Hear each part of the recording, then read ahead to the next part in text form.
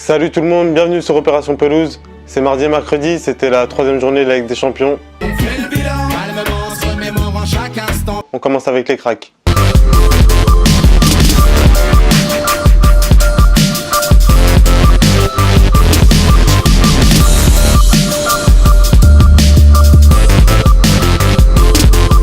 On va commencer avec Ancelotti, le crack en Ligue des Champions. Le match dernier, il avait fait pareil avec Liverpool, il avait désamorcé le pressing. Il a fini par gagner en toute fin de match, mais bon, la victoire, elle était largement méritée. Là, contre Paris, il aurait mérité aussi d'avoir la victoire. Il n'y avait pas énormément de pressing, mais quand même, ils sont archi bien débrouillés. Ces joueurs, ils étaient sereins, ils ont maîtrisé les débats. Ils auraient pu gagner ce match largement, ils l'auraient mérité.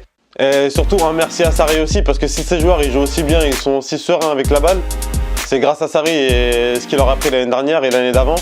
Et surtout, la deuxième mi-temps, c'était un délire. C'était un festival de contrôle. Tous les contrôles, c'était d'une justesse transversale, balle en cloche. Ça avait rien à voir. C'était pas Casar, pim pam pouf en Ligue 1. C'était la Champions League. Les deux Silva, rien à dire. David Silva, toujours là. Ça fait 7-8 ans qu'il est à City. Toujours au même niveau, toujours un des meilleurs joueurs. Là, encore une fois, c'était le meilleur dans ce match-là. Bon, c'était à Donetsk, hein, c'était pas le plus compliqué des matchs, mais vu qu'ils ont perdu le premier, ils ont pas trop droit à l'erreur. Et là, il a été là, fidèle au poste, il a même marqué. Et à côté, c'est Bernardo, cette fois-ci, il est rentré, il a marqué. Il a pris de l'importance dans cette équipe. L'année dernière, il est arrivé, comme prévu, il est arrivé pour suivre les traces de Silva. C'était un joueur de côté, il allait apprendre à jouer un peu plus dans l'axe. Là, c'est ce qu'il fait, il joue dans l'axe et il joue tout le temps. Comme Guardiola, il aime bien faire tourner quand même. Il a laissé Agüero sur le banc aussi, il l'a laissé sur le banc, mais c'est sûr que le week-end prochain, il jouera et il a de grandes chances d'être titulaire dans les grands matchs. C'est plus Sterling ou Sané qui paye l'addition, mais lui, en tout cas, maintenant, il fait partie du 11, ça c'est sûr.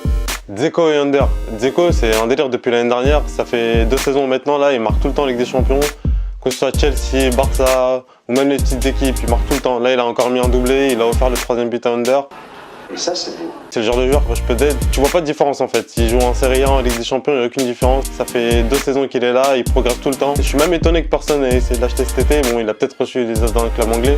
En tout cas, la Roma, ils ont voulu le garder et ils ont fait le bon choix. Je sais pas où ils iront cette année, hein. Ils iront peut-être pas en demi-finale, mais quand t'as un grand attaquant dans ton équipe, ça peut te faire passer les tours de la Ligue des Champions. L'Ajax, solide, personne s'y attendait quasiment. Je sais pas si je les voyais pas passer, mais en tout cas, avec Benfica, je pensais que ça allait être plus serré. Bon, le match, il était serré, mais ils sont solides au final. Ils sont invaincus toujours. Ils sont allés faire un partout à l'Allianz Arena contre le Bayern. S'ils négocient bien le retour à Lisbonne, il y a de grandes chances qu'ils se qualifient pour les 8e. La Juve, la reine du shopping. C'est magnifique, ma chérie, pour Tony Style. Eux, c'est même pas tant qu'ils aient gagné à Manchester. Manchester, ils sont pas très bons en ce moment. Mais ils ont 9 points. Ce qui m'impressionne avec la Juve, c'est que tous les ans, ils arrivent à remplacer leurs joueurs. Lichtsteiner, au début, il était trop vieux. Ils ont mis Alves. Il était vieux, mais il a quand même fait le taf. Alves, il est parti. Ça a duré 1 an. L'année dernière, ils n'avaient pas grand monde. Là, ils ont acheté Joao Cancelo. Ils ont comblé tout leur manque, ils ont remplacé Higuaín par Ronaldo. Bon, ils font toujours partie des favoris. C'est pas parce qu'ils ont gagné à Old Trafford que ça change tout, mais ils sont là quand même et ils font savoir à tout le monde.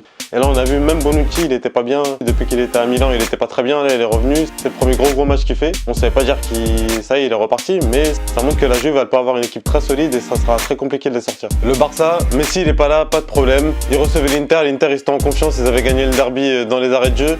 Le Barça, ils n'ont pas fait de détails. Il n'y a eu que 2-0, mais bon, ils méritaient largement le succès. Et 2 en particulier, Rakitic et Suarez. L'année dernière, ils n'étaient pas très bien. Quand le Barça y perdait, ils étaient souvent pointés du doigt. Suarez, parce qu'il marque plus beaucoup. Et Rakitic, parce qu'il n'était pas au top dernièrement.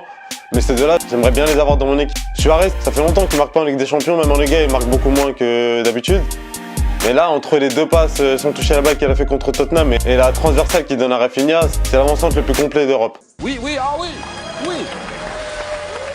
Ah oui. Il a bandé. Et Rakitic, pareil, sur sa passe, finesse, tout ce qu'il faut pour Jordi Alba qui marque tranquillement. Le Barça, ça y est, ils ont 9 points et ils s'en vont tranquilles vers les 8e de finale, comme prévu. Dortmund, Lucien Favre, c'est pareil. Ils ont essayé de l'avoir dès l'année dernière déjà, mais Nice, ils voulaient pas le lâcher. Du coup, il a fait une saison de purgatoire de plus. Là, il arrive à Dortmund, ça se passe archi bien. Ils sont premiers devant le Bayern. Là, ils sont premiers avec des champions devant l'Atlético. Et j'ai jamais vu l'Atlético prendre 4 buts et souffrir autant. Et le pire, c'est qu'il n'y a que des jeunes dans l'équipe. Ils ont recruté Delaney et Witsel.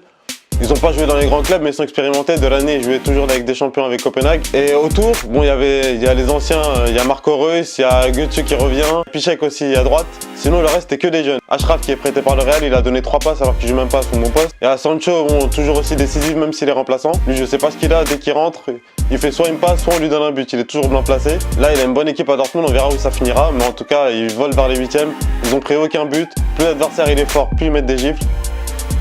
Rien à dire. Iker Casillas, dans le dernier match déjà qu'ils avaient gagné 1-0, c'était contre Galatasaray. Il a fait 3-4 arrêts super importants avant que Porto mette le but et il gagne 1-0 au final. Là c'était pareil, il a même sorti un penalty. Et dans la demi-heure qui suit, ils ont mis 2 buts. C'est le jour décisif de Porto dans cette Ligue des Champions. Et s'il passe le premier tour, il pourrait lui dire un grand merci. Klopp, pas pour avoir tapé l'étoile rouge, hein, mais c'est pour son turnover. Parce que s'il veut tout gagner, surtout vu comme c'est compliqué en première ligue, bah, le dernier match justement, ils ont souffert à Huddersfield, ils ont gagné que 1-0. Et là, il a changé tout son milieu de terrain. Il y a eu la première titularisation de Fabinho en plus. Ça s'est bien passé.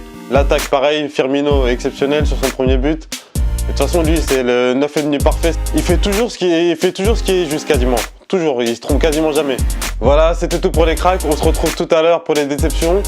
Merci d'avoir regardé jusqu'au bout et à bientôt.